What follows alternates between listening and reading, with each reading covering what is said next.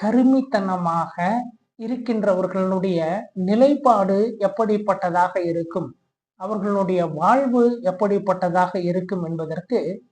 திருவருட்பாவிலே தனித்திரு அலங்கல் என்கின்ற ஒரு பகுதியிலே ஒரு பாடலானது சொல்லப்பட்டிருக்கின்றது. மளவுக்கும் ஒரு பிடி சோறு அளிப்பதன்றி இருப்பிடி ஊன் வழங்கில் இங்கே உழவுக்கும் முதல் குறையும் என வளர்த்து அவற்றையெல்லாம் ஓகோ பேயின் நிலவுக்கும் புலால் உண்ணும் விருந்துக்கும் மருந்துக்கும் மெலிந்து மாண்டார் இலவுக்கும் இடர் கொடுங்கோன்